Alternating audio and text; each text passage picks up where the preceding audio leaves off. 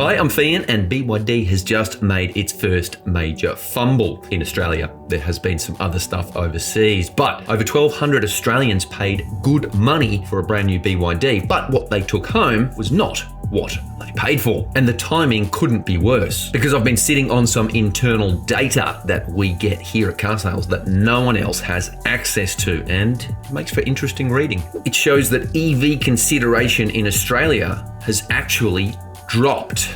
Shock horror. So the question is what this news means for a brand betting almost everything on the EV revolution. Other stories, we've got a brand new PHEV ute rolling into Aussie showrooms soon, and it costs less than 50 grand. Only one problem, nobody knows the brand who builds it. Plus, Audi's rock-crushing four-wheel drive experiment just got a little bit more real. And stick around to the end, because one Australian state has just introduced a law that will fine parents for the bad behaviour of their kids. I better start saving. I got 3 of the suckers and they're all psychos. Only kidding. I know you watch kids. Love you all. You're the best.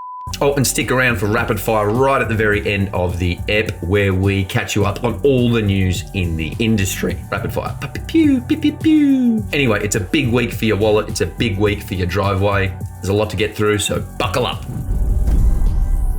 All right, lead story. Last week, we told you that BYD's big boss, Wang Chuanfu, is shooting for the number 1 spot in 5 years, or by 2030-ish. They want to depose Toyota. But BYD this week gave us a pretty clear look at why that might be harder than it sounds. Turns out more than 1,200 Aussies paid top dollar for their new BYDs. And guess what? They weren't 2026, they were 2025. Now that might not sound like a massive indiscretion, but that gives you a resale hit and a depreciation hit. So if you pay for a 2026 model year vehicle and you get a 2025 model year, that stings. Now, when the ABC started asking questions, BYD shifted position. Initially, it offered a piecemeal cashback, about $1,100, something like that. And now it has decided to refund all 1,265 affected customers. If they want a full refund, they can now get it. The cause of the issue, a clerical error. BYD Australia's PR director, Paul Ellis, told the ABC, and I quote,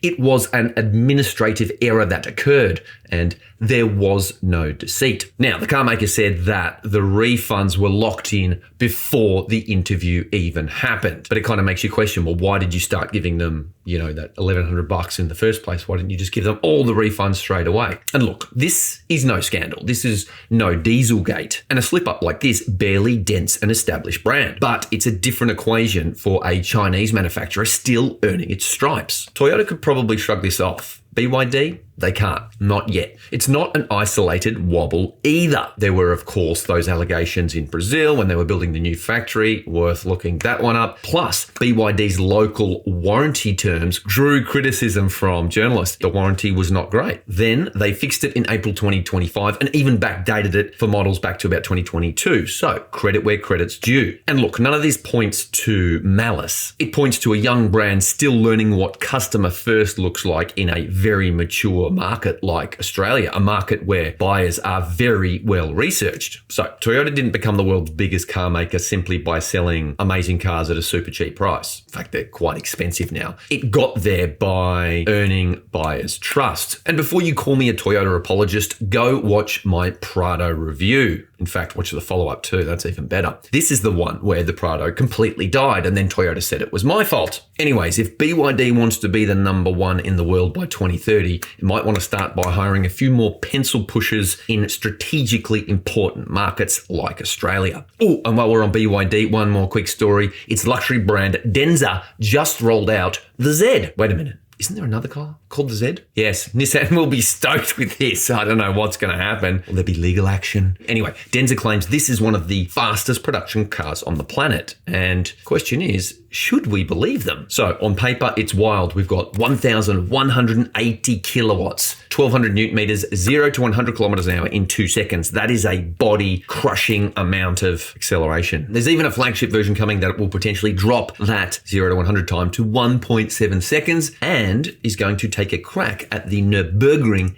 EV lap record. It's an astonishing car, clearly, if the numbers hold up. But given BYD's recent track record of labeling its own vehicles, you'll forgive me if I would like to see that stopwatch myself first. Okay, a quick reality check for anyone who thinks the electric revolution is a done deal. New car sales survey data of over 500 new car buyers over just 1 month has some interesting and rather contradictory data. Normally our surveys get about 2,000 people. We do them over 3 months, but because of the way the market's been moving, the war in Iran, interest rates, we're doing some much more regular and frequent surveys. And this one is fascinating because almost 30% of Aussie drivers surveyed in June expect to still be in a petrol car come 2035. Now that's significant because it's a massive jump from just 22% when we did a survey the month prior. That's a big jump in a short window. The intention to buy an EV, meanwhile, went the other way, down almost 10% in a month. So down from 36%, only 26% now expect to be driving a pure electric vehicle a decade from now. So what happened? Well, back in April and May, the previous month's survey, the war in the Middle East sent fuel prices skyrocketing. People panicked and suddenly everybody wanted out of pure petrol, or certainly those that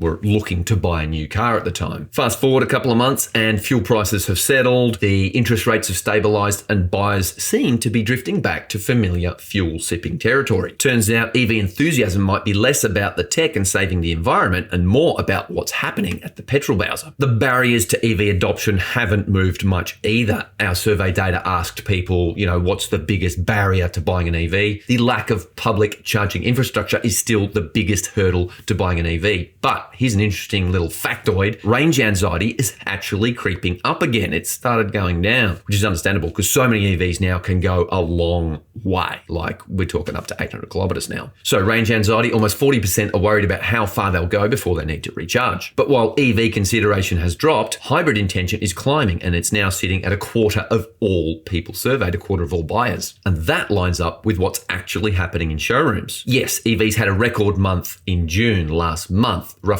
23% of all new car sales were EVs. That's almost a quarter. That's big. And it sounds like a revolution. So regular hybrids, like, your Toyota RAV4s and stuff, they were up 35%. But plug-in hybrids were up 158%. That is big, and that is worth noting. So maybe the real story isn't that Australia is going pure electric. It's that Australia is going hybrid with petrol electric cars. That idea that a lot of Aussies expect to be driving a petrol car in 2035 could very well be a hybrid petrol. Prediction time, I reckon EV sales will cool in the second half of 2026 and PHEVs will continue to boom. And if my prediction is wrong, you can lambast me in the comments. Bring it on. Also, make sure you subscribe so you get the update whenever we drop a new episode, usually Thursday, 5 p.m, but sometimes it moves around a little bit. So check it out. Right, Audi's been telling us for almost a year now that it's considering a proper G-Class and Range Rover rival.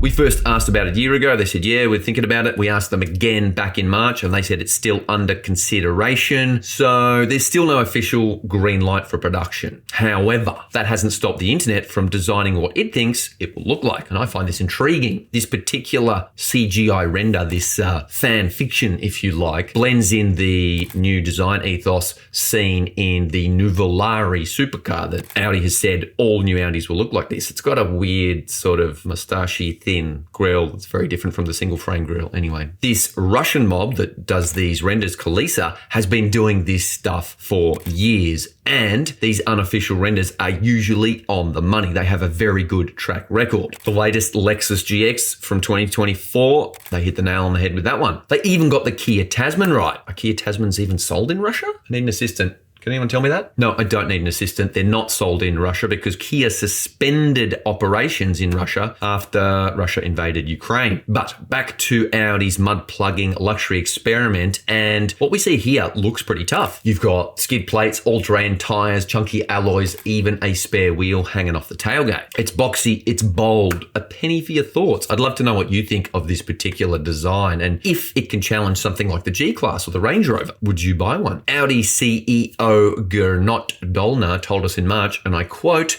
"If we do something like that," the four-wheel drive, "it is only thinkable to do it on a platform that is already there." Translation, if it happens, it's based on the Scout brand and it's going to be electrified from day one. So Audi's told us to sit tight twice now. Third time's a charm. Watch this space. Ever heard of JAC? JAC? No? Well, that could be about to change.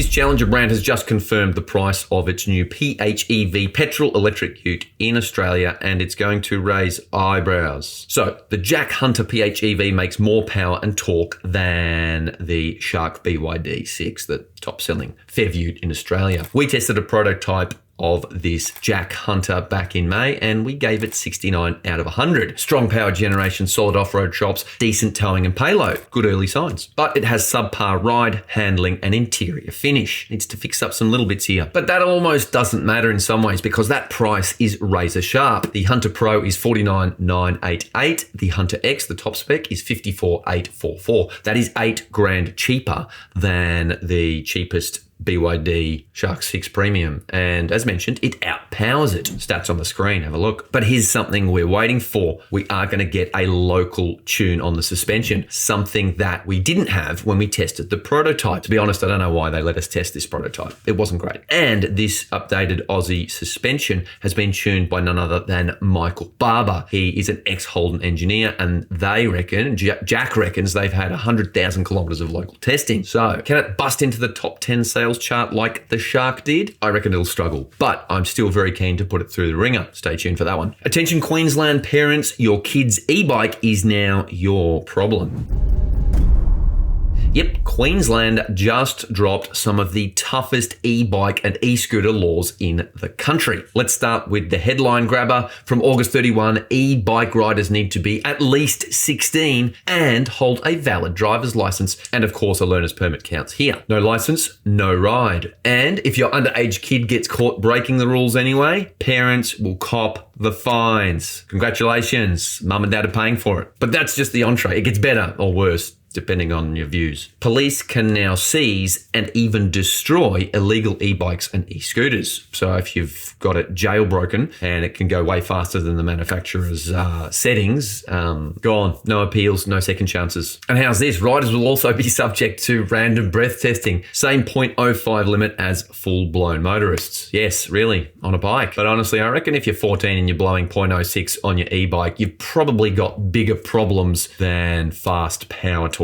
Speed-wise, 25 kilometers an hour is your ceiling on the road, dropping to a pedestrian-friendly 12 kilometers an hour on footpaths and shared paths. And you're also restricted to roads capped at 60 kilometers an hour or under, and the penalties for all of it just got significantly heavier. Simply put, if there's an e-bike or e-scooter in your garage, it might be time to have a family meeting. And honestly, I don't think these rules are going to stay in Queensland for that long. All right, time for rapid fire. Let's rip through the rest of the headlines in the auto industry. The McLaren 788 HS. Fare thee well, McLaren 720S family, which is sad because Exotica is cool, but it also means a next generation McLaren is in development. Get excited. MG's Goodwood concepts. MG rolled out 2 concepts of Goodwood, the Go, exclamation mark, a retro cuboid electric hatch that looks like a rip-off of the Renault 5. MG also showed the Cyber concept, a performance SUV, previewing MG's future flagship. Looks like a snooze fest, but we'll see. Mercedes AMG CLA 45 now fully electric. Yep, for the first time ever, the baby AMG goes electric. It's not confirmed for Australia yet, but don't be shocked if it lands here in 2027. Geely EX2 pricing for Australia. China's best-selling car